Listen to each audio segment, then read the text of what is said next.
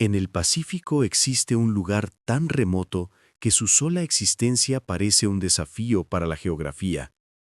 Es la isla de Pascua, que los locales llaman Rapa Nui. Imaginen, un pequeño pedazo de roca volcánica de apenas 163 kilómetros cuadrados, perdido a más de 3.500 kilómetros de la costa continental más cercana. Hoy viven allí no más de 8.000 personas, y a primera vista la isla parece ordinaria, pero al acercarse a sus costas, la sensación de aislamiento absoluto se transforma en un encuentro con uno de los mayores misterios de la humanidad. Y ese misterio son las gigantescas estatuas de piedra, los Moai. Casi 1.000 de estos colosos, aproximadamente 900, se alzan parcialmente enterrados a lo largo de la costa y en las laderas de las colinas. No son simples monumentos, son enormes y antiguas cabezas humanas talladas en piedra que observan el mundo con un silencio increíble e indescifrable. Inspiran asombro y a la vez inquietud. ¿De dónde surgieron? ¿Quién poseía los conocimientos y recursos para crearlos en un lugar tan aislado? ¿Fue una civilización antigua y altamente desarrollada absorbida por el océano? ¿O tras todo esto se esconden fuerzas más exóticas, susurradas por los conspiracionistas?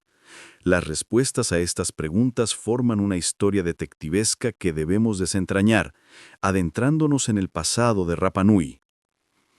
Para comprender a los constructores de los Moai, primero hay que entender los cimientos de su civilización.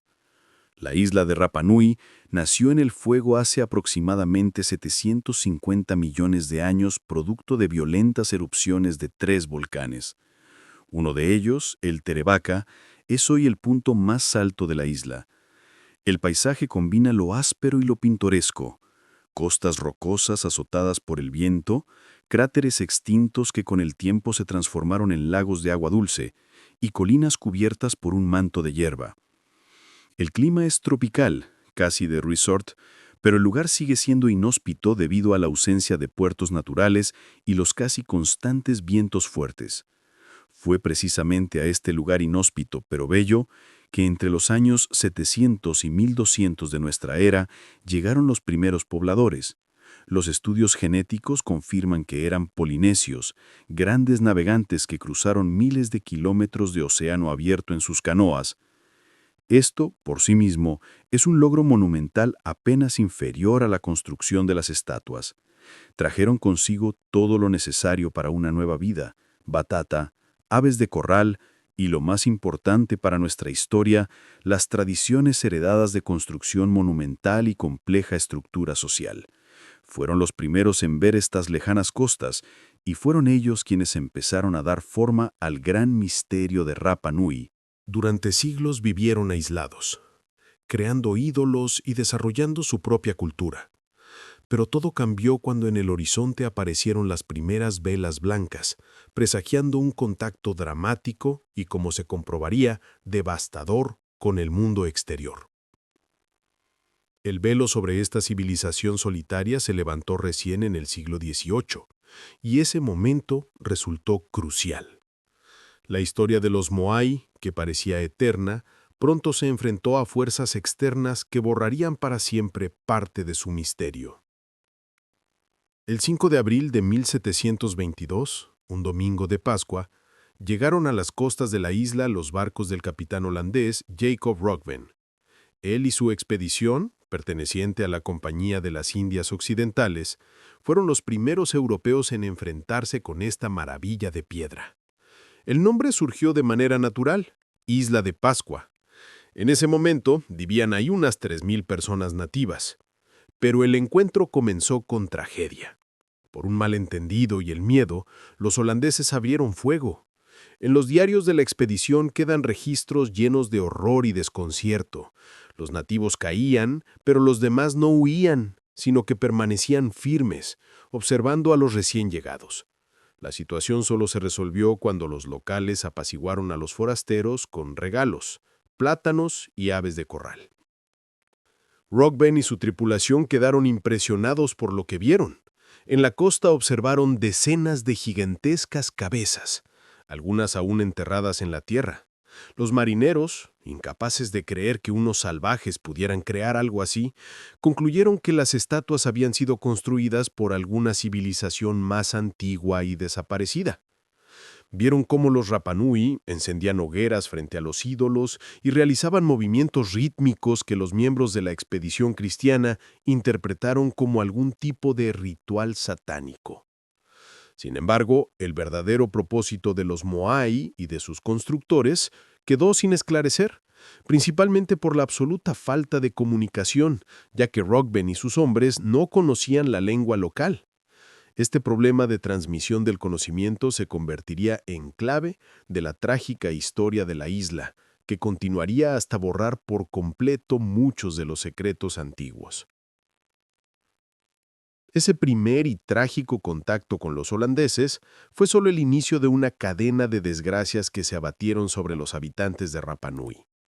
48 años después de Ruthven, en 1770, llegaron los barcos españoles. El capitán Felipe González declaró a Rapa Nui como territorio de la corona española, aunque en Madrid nunca se enteraron de esta conquista o simplemente la olvidaron. A los nativos se les bautizó apresuradamente, se les entregaron algunos evangelios y luego los españoles desaparecieron sin dejar rastro. Los Rapa Nui, por supuesto, recordaron que los hombres blancos realizaban ceremonias extrañas e incomprensibles, pero esta posesión no trajo ni protección ni prosperidad a la isla. A comienzos del siglo XIX, Rapa Nui quedó atrapada en el mercado mundial, no como territorio, sino como recurso. Se convirtió en un punto clave para los balleneros y, lo que fue aún más terrible, para los traficantes de personas. Comenzó un periodo de explotación a gran escala. Los nativos eran secuestrados, forzados a subir a barcos estadounidenses, franceses y británicos, y llevados a los mercados más cercanos de América Latina, donde se vendían por una cantidad simbólica.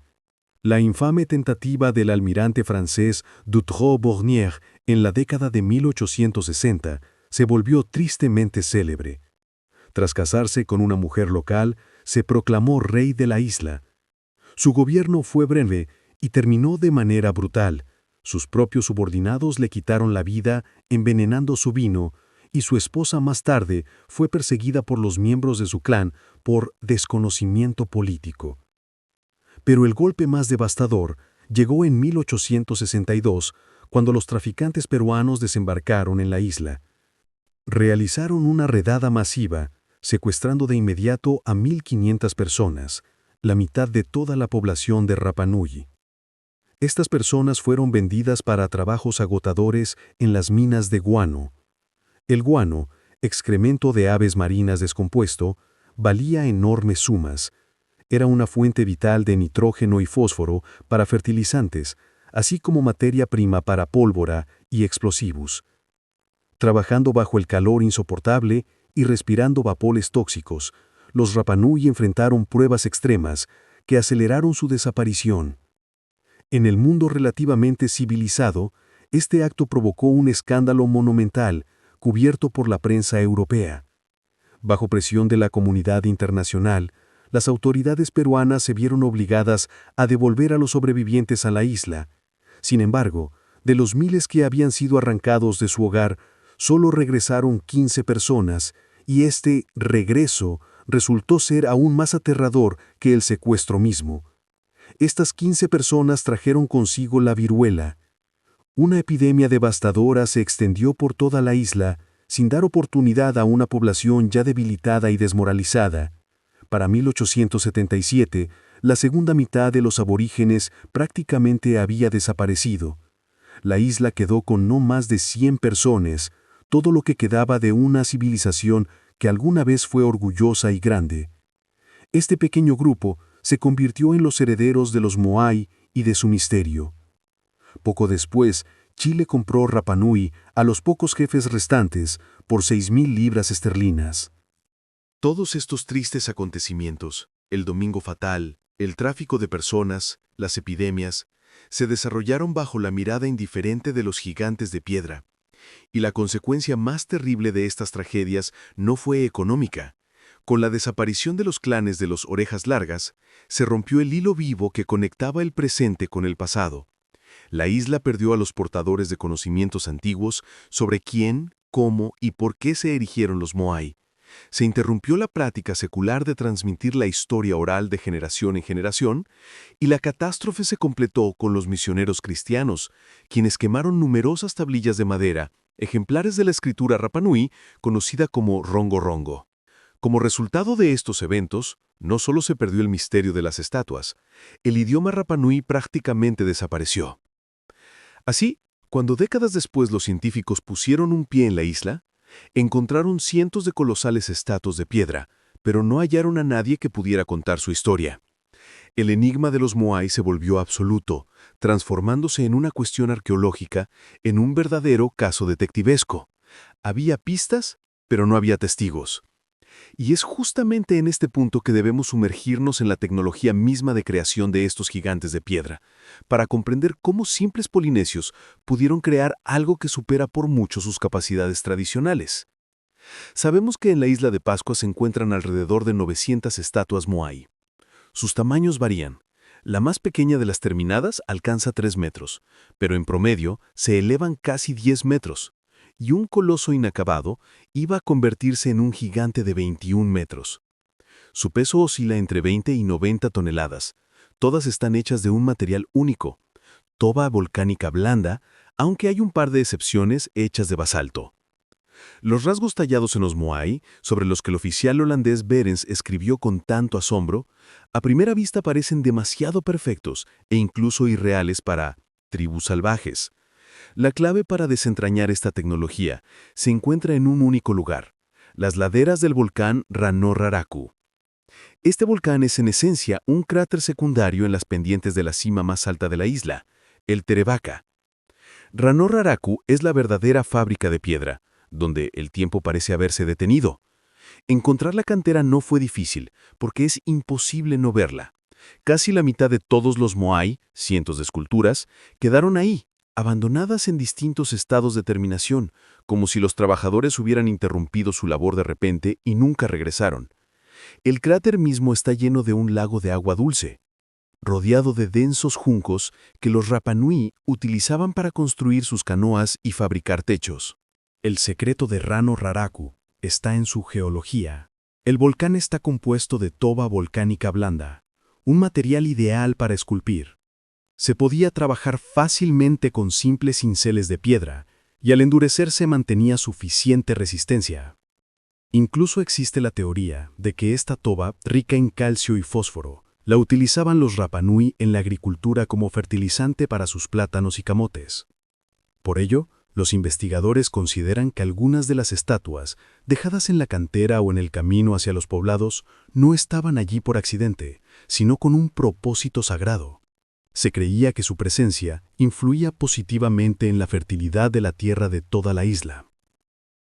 El proceso de creación de una estatua comenzaba por el rostro, tallado directamente en la roca, avanzando poco a poco hacia orejas, hombros y torso. Luego, cuando la parte frontal estaba casi terminada, la estatua se separaba cuidadosamente del bloque y se bajaba por la ladera. Una vez colocadas en sus plataformas, los Moai se adornaban con ojos de coral con pupilas rojas de piedra. Estos solo se insertaban durante los rituales y en ese momento, según creían los Rapa Nui, la estatua cobraba vida, dejando de ser solo piedra para convertirse en el espíritu encarnado de un antepasado. Crear las estatuas representa solo la mitad del misterio, pero ¿cómo las movieron decenas de kilómetros por la isla sin ruedas ni herramientas metálicas? Era un desafío de ingeniería titánico que desconcertó a los científicos durante décadas. Existen dos hipótesis principales sobre los métodos de transporte, y ambas han sido comprobadas mediante experimentos modernos. La primera, promovida activamente por el famoso investigador noruego Thor Heyerdahl en los años 50, sugería el arrastre horizontal. Su equipo demostró que una estatua podía ser movida usando rodillos de madera o troncos, que posiblemente también contribuyeron a la deforestación de la isla. Sin embargo, investigaciones posteriores propusieron otra teoría más intrigante, el caminar vertical. Según esta versión, las estatuas no se arrastraban, sino que se hacían caminar. Se balanceaban con cuerdas y se trasladaban por la isla paso a paso. En 2012, los científicos realizaron un experimento exitoso. Un equipo de 18 personas, usando cuerdas y la técnica de balanceo, logró mover una réplica de Moai de 5 toneladas 100 metros en solo 40 minutos. Considerando que los Moai tienen una estructura especial, con el centro de gravedad desplazado y una base en forma de V ideal para este tipo de traslado, la teoría resulta muy convincente. Aún así, a pesar de la evidencia científica, muchos habitantes locales todavía creen en sus leyendas, que los Moai se movían no por fuerza física, sino mediante órdenes de los sacerdotes y antiguas prácticas mágicas. Después de descender por la ladera, los Moai pasaban por un acabado final. Se añadían detalles en el cuello y la espalda, se realizaba un pulido fino de la superficie y luego se transportaban a sus lugares de instalación, enormes plataformas ceremoniales. Una vez en su destino, se cavaba un hoyo enorme y se enterraba al Moai aproximadamente hasta 2/3 de su altura. En las laderas de Rano Raraku aún se pueden ver todas las etapas de esta producción. Desde los contornos apenas esbozados de los futuros gigantes tallados en la roca, hasta los colosos casi terminados, esperando su destino. La fábrica de Moai se silenció no de manera gradual, sino de golpe, dejando tras de sí cientos de esculturas incompletas como si el tiempo se hubiera desordenado en ese lugar. ¿Por qué los habitantes de Rapa Nui, cuya cultura estaba completamente centrada en la creación de estos gigantes, se detuvieron de repente? Arqueólogos e historiadores ofrecen varias versiones de esta catástrofe, y cada una explica, a su manera, la caída de una civilización grande pero frágil. La teoría más conocida y dramática relaciona el fin de la construcción de los Moai con una catástrofe ecológica. Crear y trasladar estatuas de hasta 90 toneladas requería una cantidad inimaginable de madera. Los troncos se usaban como rodillos para el arrastre horizontal, como palancas para su instalación vertical, y también servían como combustible para los fuegos y material para construir canoas y viviendas. Los Rapa Nui, cegados por la necesidad de levantar símbolos cada vez más impresionantes de su estatus y fe, tallaban los bosques sin pensar en su regeneración. Como resultado, la isla que alguna vez estuvo cubierta de densos bosques subtropicales, para la llegada de los europeos se había convertido en una llanura casi desnuda y cubierta de pasto. La destrucción del bosque tuvo consecuencias catastróficas.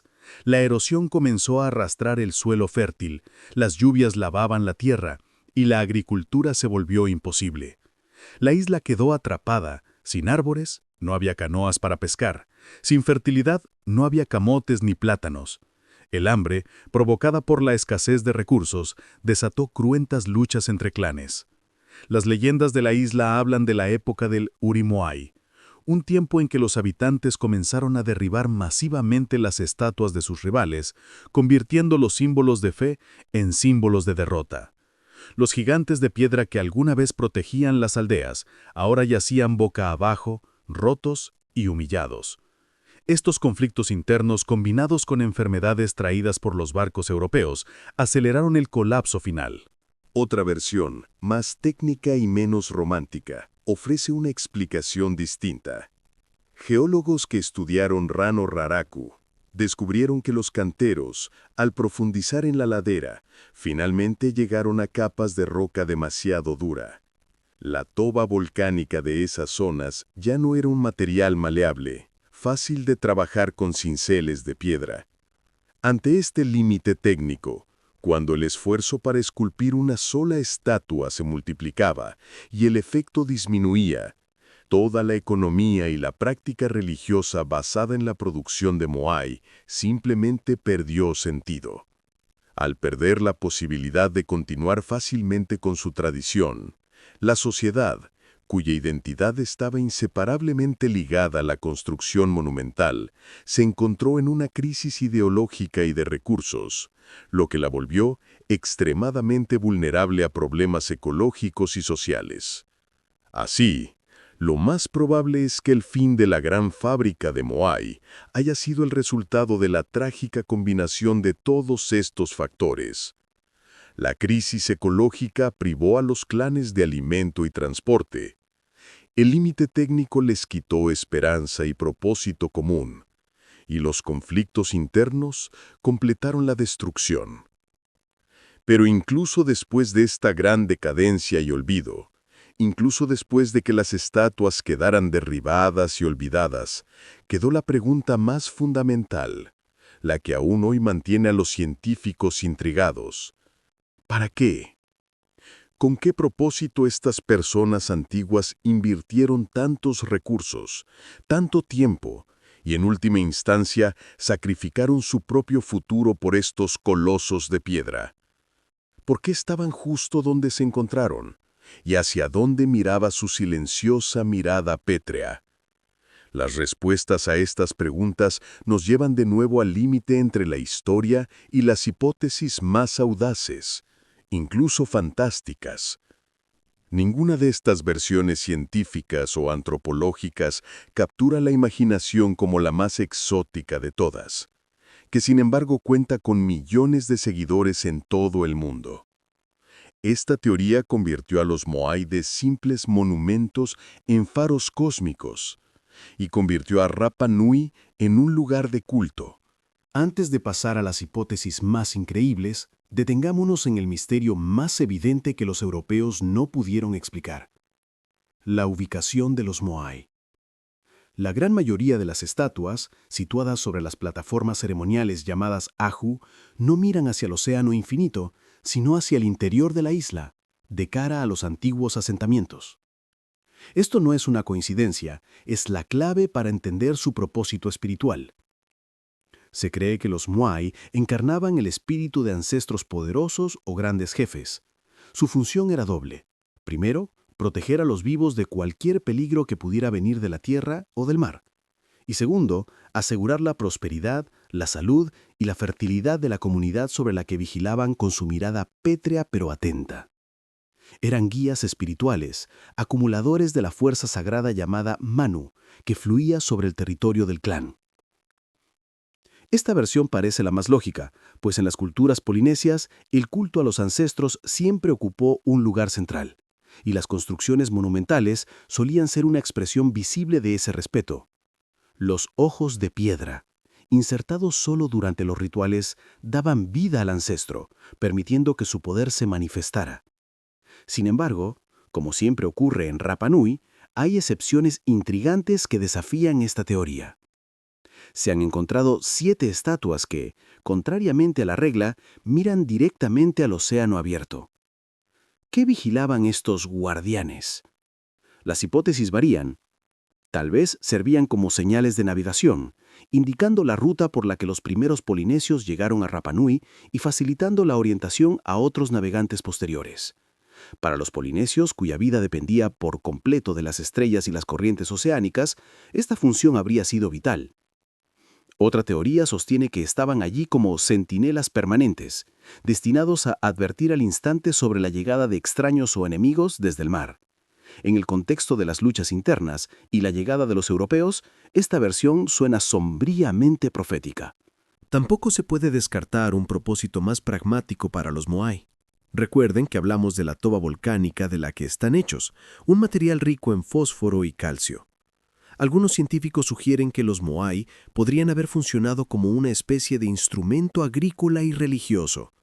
Las estatuas, distribuidas por toda la isla, podrían aumentar simbólica y tal vez incluso físicamente, por la mínima erosión de la piedra, la fertilidad del suelo.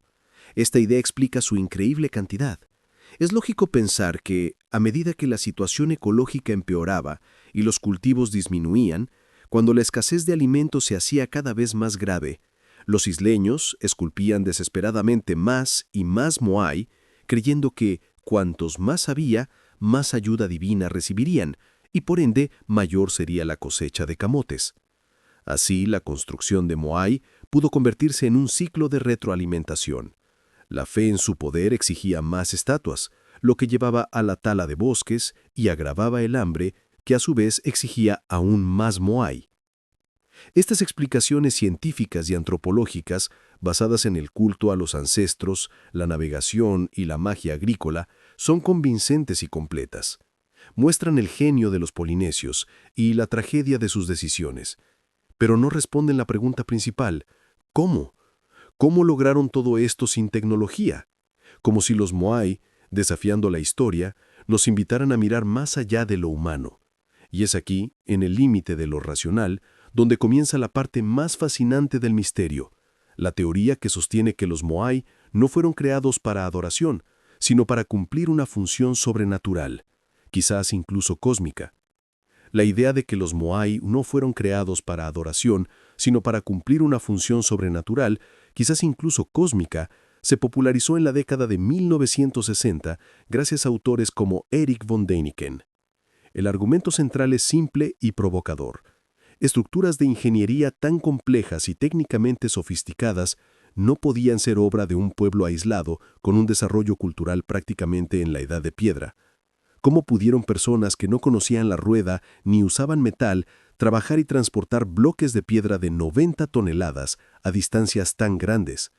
La teoría plantea que los constructores de Rapa Nui fueron entrenados por una civilización avanzada, posiblemente extraterrestre, o recibieron herramientas primitivas de ellos, y que los Moai forman parte de un plan grandioso, aún incomprensible para nosotros, faros de navegación para visitantes llegados del lejano cosmos.